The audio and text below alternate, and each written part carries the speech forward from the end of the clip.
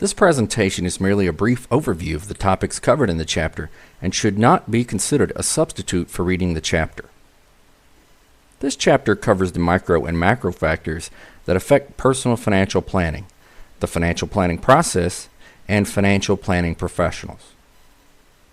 Micro factors are related to the individual. For example, what is their family situation? What is their health status? What career have they chosen? What age are they? Here we see some examples of how micro factors influence financial planning. An individual with a partner or children needs to consider them when they build their plan. When considering health, unfortunately, many people do not consider the possibility of losing income due to long-term disability caused by accident or illness. Of course, your career choice impacts your plan. Surgeons average nearly $400,000 per year in income, so they have an opportunity to have larger expenses and savings than people who choose many other careers. And life stage must be considered when creating a financial plan. Someone in their late teens may need to put a great deal of time and effort into considering career choice, while someone approaching retirement need not be concerned with career choice, but instead should be focused on investment returns for retirement. Macro factors are not individually focused, but instead focus on the wider economy and the markets that make up the economy. There are 4 key macro factors that must be considered when creating a financial plan: the stage of the business cycle, the employment situation, economic indicators, and currency stability. Let's look at an example of how the business cycle can impact financial planning.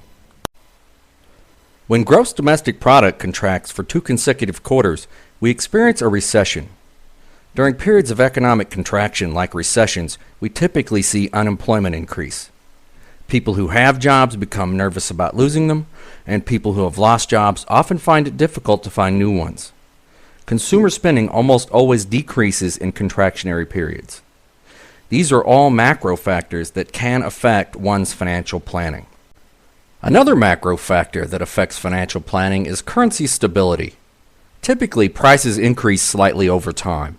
We call this increase in prices over time inflation.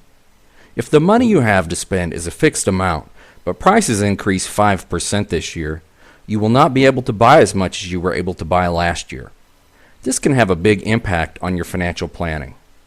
This chart shows annual inflation rates from 1970 through 2010.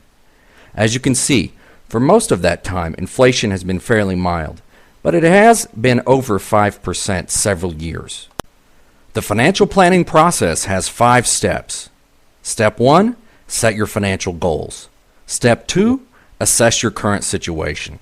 Step 3, define your options for reaching your goals. Step 4, pick the best option and put it into practice. And Step 5, assess the results regularly to see if you are on target to hit your goals. A typical individual might have a short-term goal of reducing his or her debt, an intermediate goal of buying a house, and a long-term goal of a comfortable retirement. Ideally, when we assess our current situation, we examine personal financial statements. We will cover financial statements later. For now, we can informally examine our income, expenses, debt, and saving potential.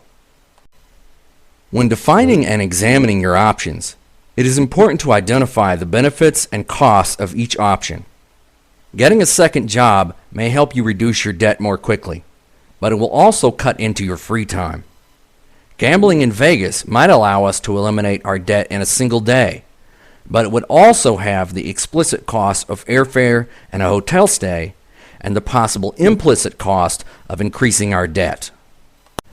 This individual chose to get a second job to reduce his or her debt more quickly. After the debt is gone, if the individual takes the money they were paying on the debt and puts it into savings, they aren't likely to miss it, and they will be creating a surplus. With all plans, it is important to assess the results. Did you reach your short-term goals? Were you able to pay off your debt? If so, great. Set some new short-term goals. If not, start the planning process over and get back to work on reaching your original goals. When examining the various certifications of financial professionals, it can be easy to get confused and see it all as a jumble of alphabet soup. One type of financial professional that can be very helpful to you in all phases of the financial planning process is the CFP, or Certified Financial Planner. Anytime you choose to use the services of a financial planner, be sure that you know how that person is compensated.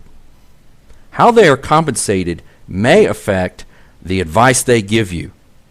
You should know up front whether your financial planner receives a flat fee, a percentage, or a commission, or perhaps some combination of these three. That is the end of this presentation. I hope you enjoy reading this chapter.